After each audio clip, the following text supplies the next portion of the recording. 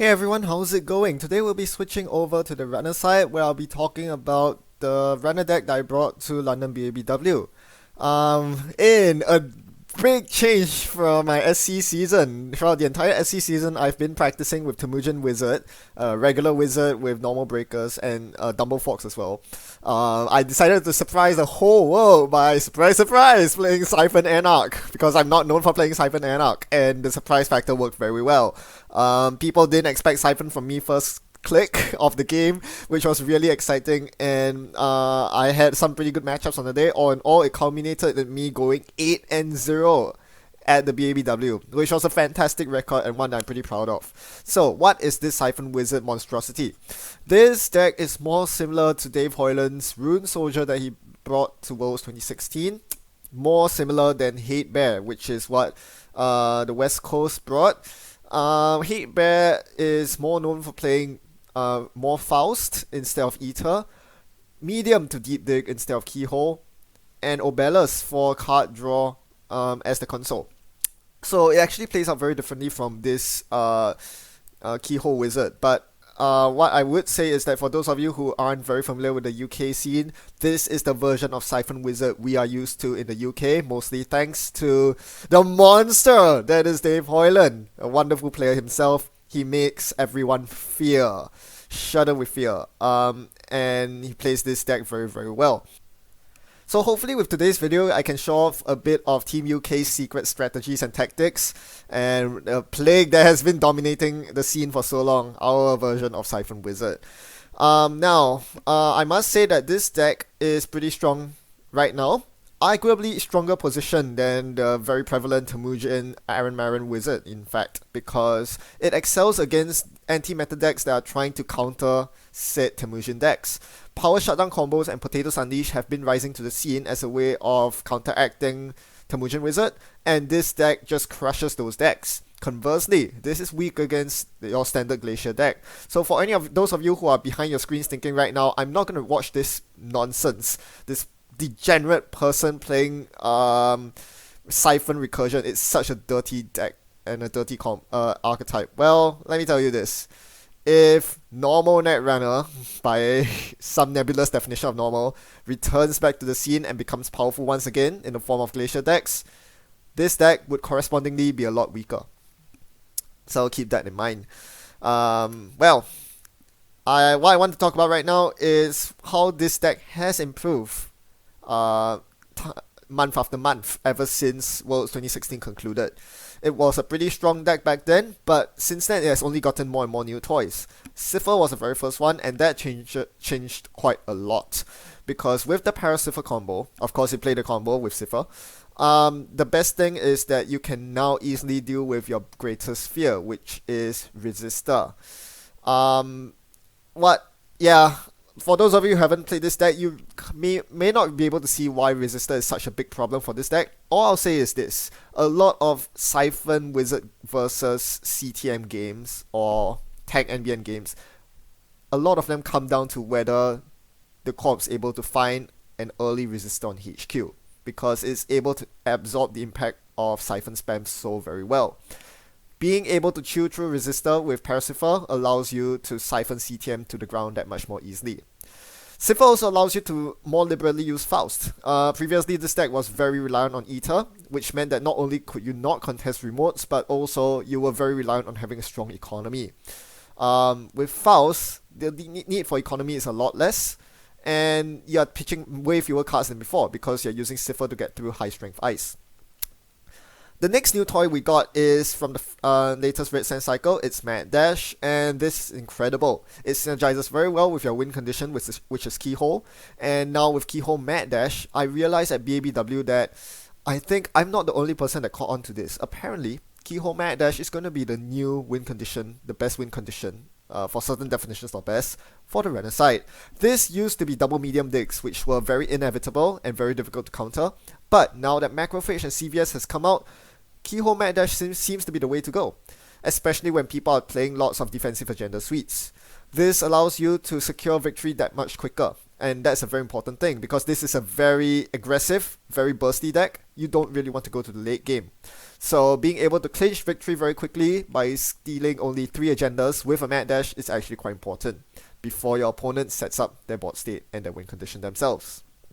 Finally, as we move into future data packs, Counter Surveillance is on the way. That card allows you to access X cards, where X is the number of tags you have. That is pretty insane. I can't wait to see how this works into a new Siphon spam strategy. But for now, we'll see a sample playthrough of this Siphon Wizard deck. So sit back, relax, and enjoy the carnage.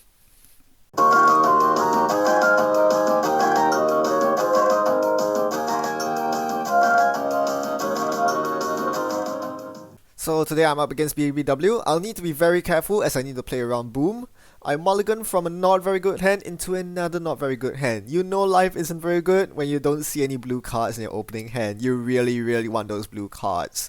Yeah, so BABW is very interesting because unlike other identities, they probably run Beanstalk royalties, and that's a problem because royalties gives them 4 credits, exactly enough to Boom. So a Beanstalk and Boom in their opening in their hand is trouble for me because even if I siphon them down to 0 credits, I can't guarantee my safety. So I'll need to probably draw for my first plus creep before attempting a siphon spam. My opponent goes for turn 1 score Oak Town. I could have dropped the Faust and made a run for it, but I would likely have to pitch a lot of cards because it's likely a hive behind that ice. And more importantly, if I do get past the ice and I get mid-seasoned, I basically lost the game. I can't really defend myself against a mid-seasons. And a Scorched Earth say. So yeah, I have to let that go. Unfortunately, my opponent gets a second agenda out, probably an Atlas, so I need to do something about this. I can't contest the remote, but what I can do is with now my economic superiority, because I played Liberator accounts, I'm now able to install Keyhole and double Keyhole, milling both Jacksons in the bin. That's amazing. So now my opponent has to think very carefully. If they score this Atlas right now, they're going to lose to Keyhole. So they are forced to spend 1 turn defending R&D, and this gives me a bit of breathing room, the space I need to draw up for some solution against my opponent. This Peddler brings me nothing, 2 events, and Keyhole that I already have installed on the board. So this is not good. I draw into an inject, I'll play it next turn, but for now I'll drop the Faust so that I can begin keyholing to apply pressure. My opponent is going super fast. This is a rush deck very clearly, and I need to find some way to speed up against my opponent. Now, usually Siphon Wizard deals against rush decks very well, because if you're rushing and dedicating 2 of your early ice to the remote, chances are you're not actually defending your centrals properly. This leaves you very open to Keyhole and Siphon. But because I haven't drawn my Siphon yet, my opponent can, score these agendas brazenly and without much punishment, which is unfortunate. Now my opponent gets a second piece of ice on R&D, which is a big mistake. They should have seen that this is a Siphon deck that's coming. That ice really should have gone HQ, but it doesn't matter. My opponent's getting Siphon down to 0. Now, I need to drop a Plus Creed, because as mentioned earlier, there's the risk of me dying to Beanstalk into Boom. Especially with the Atlas token out, I can't risk that. Keyhole sees Hedge Fund, Veritas, Power Shutdown. So I'm starting to get an idea of what my opponent's deck is. Given that there's Power Shutdown, it is not very likely that my opponent's running Boom, but just to be on the safe side, I'm going to drop the Plus Creed anyway. You never want to lose to lose the game to a cheeky loss. I mill the Hedge Fund because I know that my opponent's win condition is getting enough money to score behind the remote. And to defend central. So if I can get all my opponent's money in the bin, their ice is useless. Wayland ice is pretty crap anyway, so I don't really care about things like Veritas when I can easily just drop them with Faust, Ether, or Parasite. Now my opponent's in a bit of trouble. I have 2 tags, they can't do anything much about it, so I'm just gonna continue keyholing my way through to victory. Because my opponent's only on 2 credits, I know they can't really threaten me with much in the way of ice reses. Wayland ice is pretty crap when you only have 2 credits. I'm gonna triple keyhole here, and if I actually got an agenda on this 3rd keyhole, my first 2 keyholes got 2 agendas, I would have won. Because Mad Dash into 3 agendas would win me the game, amazingly. If I found 3 2-pointers and a Mad Dash, I would have won in a single turn. This is why Mad Dash is so mad good. It's amazing. Even though I don't win right now, I get up to 5 points, I threaten match point, This game looks almost unlosable for me. Now, what can my opponent do? They have to click for credits, but this means I can simply deja vu account siphon, which is what I'm going to do right now. By right, I should have deja vu siphon first and second click, so I can go keyhole third click and run archives last click to win. But instead, I'm gonna just drop the siphon here. And then jack out because there's no point continuing on with the siphon. So yeah, if I had spare clicks at the end of the siphon, I could have went for keyhole, but instead I spent my clicks drawing up first, which was a mistake. I wanted to draw up so that I could pitch cards to say a Veritas or something similar.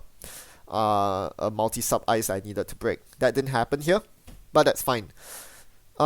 Speaking of Veritas, Veritas is actually an ice I want to see because I don't have to break it. I can actually let all the set routines fire. If my opponent gains 2 credits from the Veritas, that's more credits for me to siphon. That's fantastic. So what can my opponent do here? They know they're going to lose very soon. The only thing they can really do is click for 3 credits, at which point there's a very good chance I'll play Deja Vu account siphon again. Being able to get through the spiderweb now because I can discard 3 cards. But instead, I go drawing. I'm not sure what I'm drawing for here. I really should be just playing account siphon. So I think I wanted to save the Deja Vu for the Parasite because I knew there were 4 res cost ice on R&D, be it Veritas or spiderweb, and I did not want my opponent to get to be able to res them. So, or if they res them, I wanted to Parasite all of them down. Now my opponent removes Siphon from the game, they play Arc Knockdown, and it is at this point that I realize my opponent is not on kill. If they were on kill, their influence would be spent on seesaws or mid-seasons. This clearly indicates my opponent is actually playing Rig Shooter, so I didn't have to worry about the second Plascrete in my hand. This is why I didn't really want to pitch cards to Faust. I'll be forced to pitch my Plascrete, and you never really want to pitch Plascrete unless you're very sure your opponent's not on kill. Now that I'm sure of that, I'm just going to siege HQ. Because I haven't been checking his R&D the past few turns, he might have collected agendas in hand. So I want to run HQ to keep him honest. That might end the game if I steal a winning agenda. It doesn't. My opponent gets up to 9 credits. So at this point, I can't really siphon my opponent into the ground, but what I can do is to pressure R&D. Now that I have Cipher set up, I can simply keyhole R&D, drop a Parasite, and then keyhole again to kill the ice. Now my opponent plays Power Shutdown here, very cute play. 3 cards, I can choose Faust or Plascrete.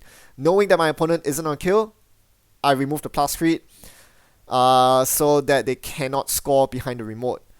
I want to keep my breaker on the board because I don't have a backup Faust in my hand. So now that I have a Faust, I should be able to contest his remote. If his plan was to try to score an Oak Town behind the remote, well, he can't do that anymore because I chose to keep the Faust instead of the Plascrete.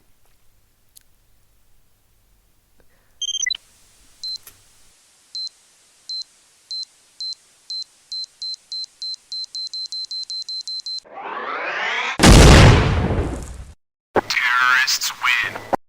What an anticlimactic ending, isn't it? Well, what can I say? That's how you win as co-op nowadays. The surprise factor is so important because without that, I would have easily played around the singleton boom in my opponent's deck, whether it's by installing the second copy of Plascrete or having more backup breakers to defend against Power Shutdown, or even just, not trashing my own Plascrete that will save me. Yeah, there were a lot of things I could have done to save myself, and I would have, if not for the surprise factor, the shock factor in my opponent's deck. On the same token though, there were other ways I could have improved my own game. I definitely did not play that very well. As I mentioned earlier, I had 2 Deja Vus that I could use and I used them wrongly. Had I used them on my first and second clicks to Deja Vu Siphon, then play Siphon, I could have ended the game by spending my remaining clicks to keyhole my opponent while they couldn't rest their R&D ice. That would have been the swift, decisive victory I needed. Well, at the end of the day, however, I think Siphon Spam is an often overlooked strategy that a lot of people have forgotten existed. With the clan subtype in the Red Sand cycle, I'm pretty sure that will come back to the forefront. Whether people will be annoyed at its degeneracy, we'll see about that. But yeah, Siphon Spam is something that people need to respect a lot more nowadays. And finally, well, for those of you who really don't like Siphon Spam and want to downvote this video, at least it's a happy ending, isn't it? Wizard got the punishment he deserved and is now lying, resting happily in his grave. RIP, Wizard. Well, thanks for watching everyone. Happy net running. I'll see you next time.